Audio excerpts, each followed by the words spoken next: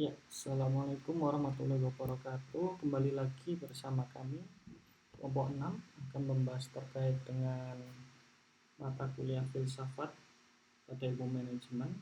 Kali ini kita akan membahas masalah metodologi, ya, khususnya implikasinya terhadap contoh jenis dan implikasinya terhadap real riset yang ada. Seperti biasa, dari kami terdapat 3 orang, ini Raudi Jaya selaku pembicara, dan anggota kelompok kami, Pak Ijen Haryasda dan Pak Rezudin Jafar. Langsung saja.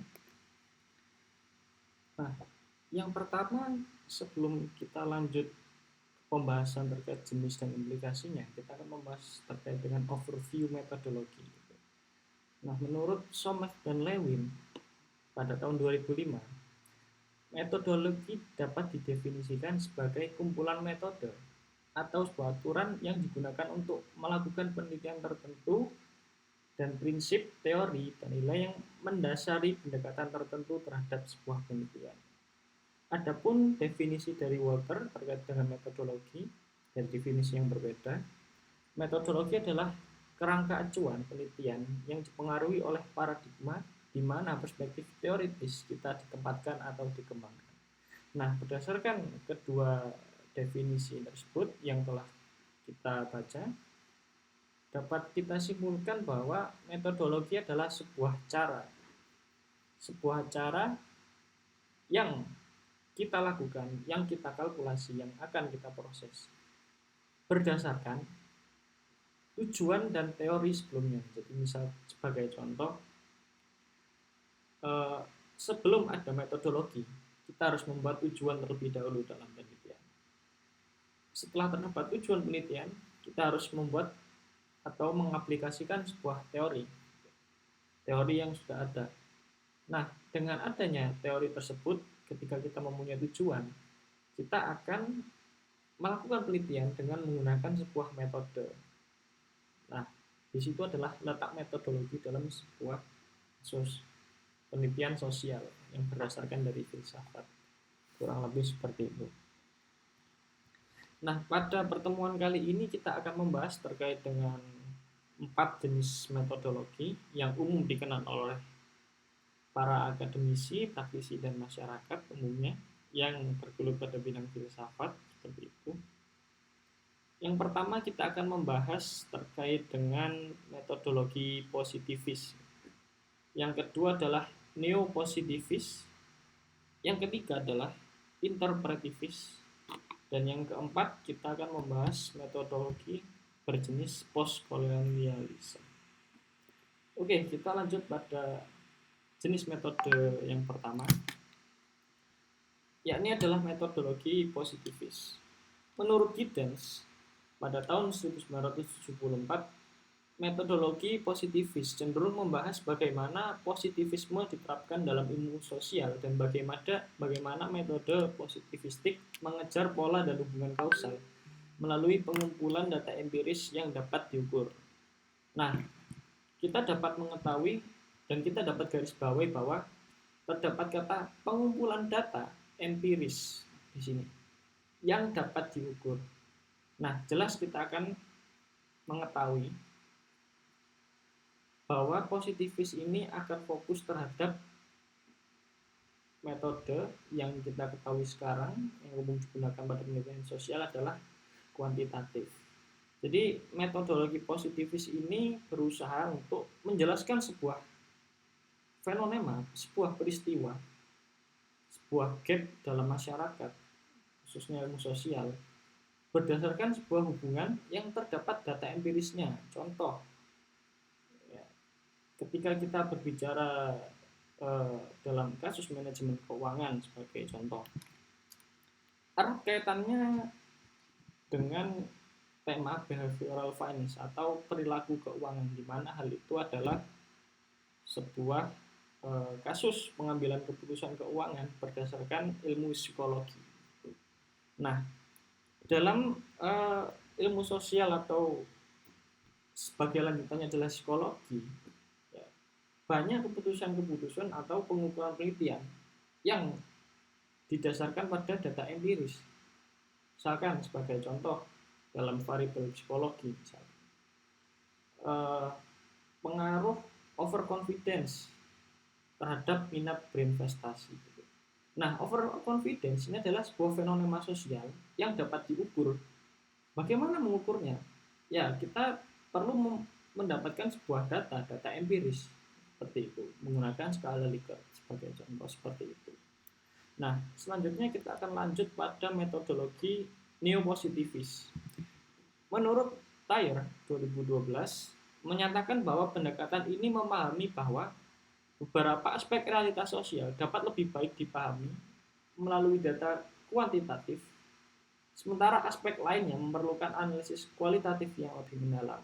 Nah, hampir mirip dengan metodologi positivis, namun pada metodologi ini yang neopositivis, perbedaannya adalah ada interaksi atau integrasi dari metode kualitatif. Kalau sekarang ini, dewasa ini, kita akan mengetahui dengan nama mixed method, di mana terdapat kolaborasi antara metode kuantitatif dan kualitatif.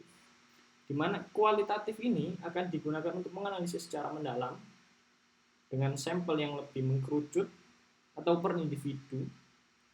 Sedangkan untuk yang kuantitatif digunakan untuk melihat garis besar atau view yang lebih wide terhadap sebuah fenomena seperti itu. Selanjutnya kita akan membahas terkait dengan interpretivis.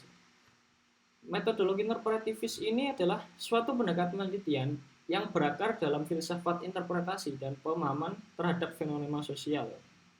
Pendekatan ini menekankan bahwa realitas sosial bersifat subjektif dan kompleks, dan pemahaman terhadap fenomena tersebut harus ditemukan melalui interpretasi makna yang diberikan oleh individu yang terlibat. Metodologi ini sering dikaitkan dengan penelitian kualitatif dengan fokus pada deskripsi mendalam, analisis konteks, dan interpretasi makna. Nah, ini kebalikan dari akar metode positivis, di mana kalau kita membahas metodologi positivis, seringkali yang menjadi contoh adalah seperti yang telah dijelaskan adalah penelitian kuantitatif. Sedangkan pada metodologi interpretivis, fokus yang digunakan adalah subjektif atau individu, sehingga akan menggunakan sebuah cara pengukuran, yakni kualitatif. Kita akan meneliti satu persatu individu atau subjek, kita akan teliti secara mendalam, bukan meluas, seperti itu. Nah, itu yang akan membedakan metodologi interpretivis dengan positivis seperti itu. Jadi sebagai contoh wawancara dan lain sebagainya itu adalah salah satu contoh dari metodologi interpretivis seperti itu. Nah, ada juga metodologi postkolonialisme. Metodologi postkolonialisme ini sebagai pendekatan penelitian kritis lahir dari kebutuhan untuk memahami dan merespon dampak kolonialisme di berbagai aspek kehidupan. Fokusnya adalah memahami ketidaksetaraan, penindasan, dan implikasi budaya yang timbul dari proses kolonialisasi. Menurut Edward, pada tahun 1978, menggambarkan bagaimana pengetahuan dan representasi Barat terhadap Timur tidak hanya menjadi alat dominasi, tetapi juga menciptakan pandangan stereotip dan hegemoni yang berkepanjangan. Kalau kita tahu dalam metodologi ini postkolonialisme, seringkali sebuah perspektif lokal, ya, ada sebuah pandangan bahwa perspektif lokal tersebut berakar dari budaya Barat juga, atau budaya yang mengkolonialisasi, ya, perspektif lokal tersebut. Pada akhirnya akan menjadi adanya akulturasi budaya atau perubahan budaya seperti itu. Nah, dalam metode ini kita akan mencirikan bahwa ini bukan budaya murni, ini bukan pengukuran murni, sehingga masih ada terdapat terkait dengan intervensi dari aspek-aspek lain yang karena menjadi sebuah akar, menjadi sebuah pendahulu seperti itu. ada penyebab terlebih dahulu yang menjadikan sebuah budaya atau sebuah intervensi dalam fenomena seperti itu. Jadi perbedaannya di sini menekankan bahwa terdapat aspek pendahulu dalam sebuah variabel seperti itu. Variabel yang akan dijelaskan kenapa oleh yang terdahulu seperti itu. Nah, kesimpulannya adalah untuk metodologi positivis kita akan fokus terhadap metode kuantitatif jika kita mengimplementasikan pada penelitian sosial.